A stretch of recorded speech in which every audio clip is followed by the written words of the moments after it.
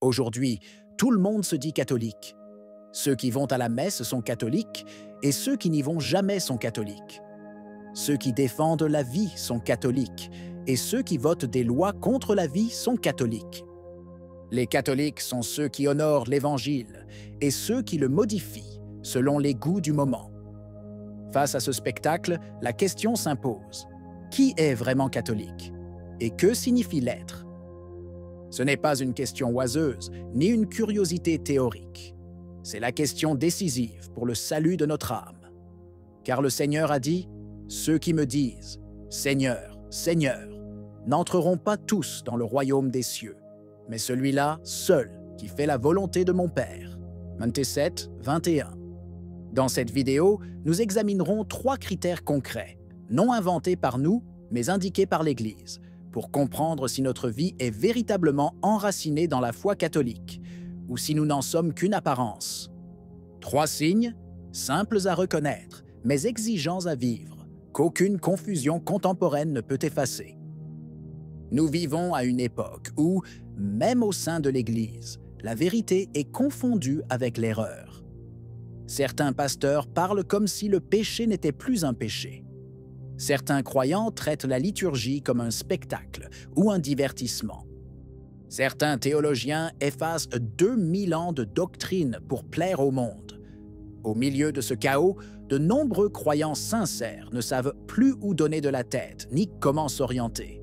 Pourtant, la vérité n'a pas changé. L'Église demeure, comme toujours, une, sainte, catholique et apostolique, même si elle est blessée par les péchés de ses membres, même si elle est obscurcie par les erreurs et les scandales. C'est pourquoi il est urgent, aujourd'hui, plus que jamais, de revenir aux fondements. Savoir qui nous sommes, savoir ce qu'on nous demande, savoir vivre véritablement en catholique, quand tout autour de nous semble le nier. Non pas pour se sentir supérieur, mais pour rester fidèle à celui qui nous a appelés. Non pas pour juger les autres, mais pour éviter de nous trahir nous-mêmes. Être catholique n'est pas un sentiment ou une vague sympathie pour l'Église. Ce n'est pas non plus une simple tradition familiale ou une habitude sociale. L'Église elle-même, dans son catéchisme, est claire. Un catholique est quelqu'un qui appartient visiblement au corps du Christ, qui professe la foi, reçoit les sacrements et obéit au magistère. Il ne suffit donc pas de se déclarer catholique. Il faut être catholique en acte, en esprit, en cœur et en vie. Le Concile Vatican II, dans la Constitution Lumen Gentium, rappelle que l'Église du Christ subsiste dans l'Église catholique, gouvernée par le successeur de Pierre, et qu'elle est une, parce qu'elle n'a qu'un seul Seigneur, sainte, parce que sanctifiée par Dieu, même à travers les pécheurs. Catholique, parce qu'elle s'adresse à tous les peuples et à tous les temps. Et apostolique, parce qu'elle est fondée sur les apôtres et la foi qu'ils ont transmise. Ces 4 notes sont la boussole pour discerner ce que signifie être Église et ce que ce n'est pas. Et c'est précisément ici qu'apparaît le premier critère de reconnaissance de notre authenticité catholique, l'intégrité de notre foi.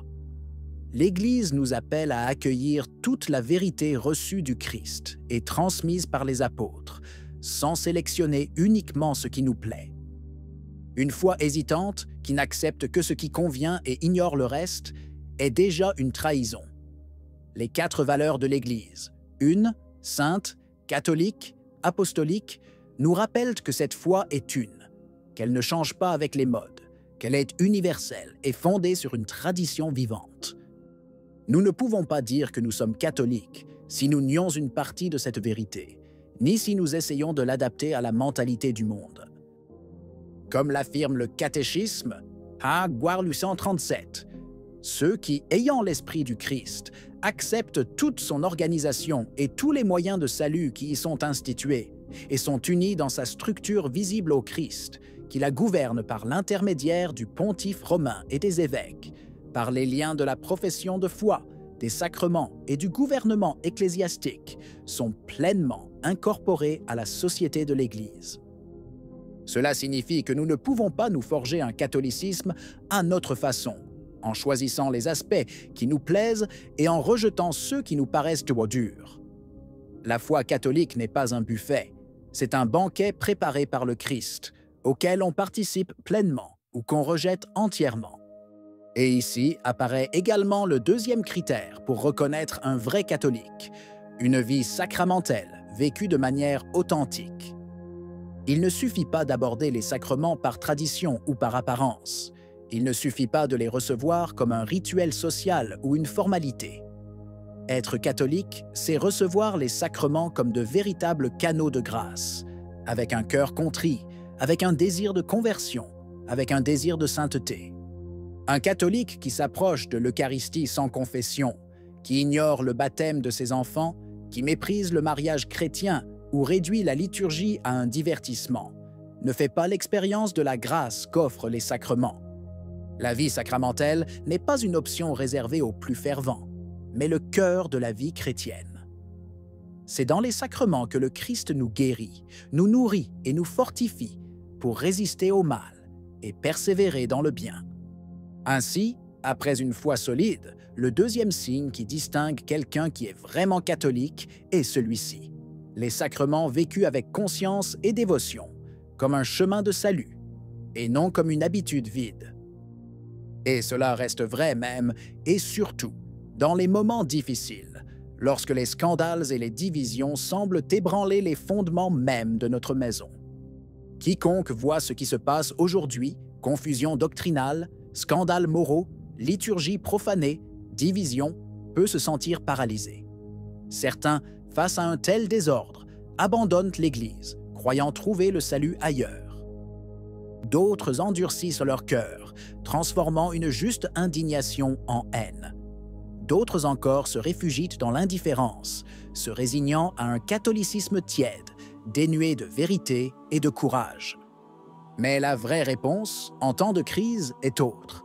Rester fidèle, avec une charité active qui ne se limite pas aux mots ou aux sentiments. Il est facile de critiquer l'Église, mais il est plus difficile de l'aimer véritablement, de prier pour elle, de proposer de guérir ses blessures, de faire le bien même lorsque personne ne regarde. La charité active est le troisième signe qui distingue ceux qui sont vraiment catholiques. Il ne s'agit pas de fermer les yeux sur le péché, ni de faire comme si tout allait bien. Il s'agit de combattre le mal sans y tomber, de défendre la vérité sans renier la charité. L'Église demeure l'épouse du Christ, même blessée. Elle demeure notre mère, même déçue. Un fils ne hait pas sa mère parce qu'elle est malade. Il prend soin d'elle, l'assiste, la défend. Ainsi, le véritable catholique demeure dans l'Église et œuvre à sa guérison, avec humilité et persévérance. Après la foi solide et la vie sacramentelle, la charité active est le troisième pilier sur lequel repose notre identité catholique. Elle est la preuve que notre foi est vivante, que les sacrements nous transforment véritablement et que nous ne sommes pas de simples spectateurs, mais des bâtisseurs du royaume. Ce n'est pas le temps des tièdes, ni des déserteurs, mais celui des fidèles. La barque semble s'écraser contre les vagues, mais elle reste la barque de Pierre. Nous ne sautons pas à la mer par peur, ni ne restons immobiles par habitude.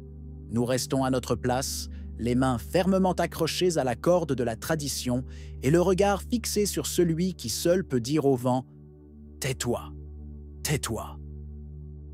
Et quand viendra le jour, car il viendra, où l'Église purifiée resplendira à nouveau comme une épouse sans tache, nous pourrons dire que nous avons fait notre part, petite, cachée, mais fidèle. Qu'en pensez-vous? Si vous avez aimé la vidéo, laissez un commentaire. Amen. Que Dieu vous bénisse.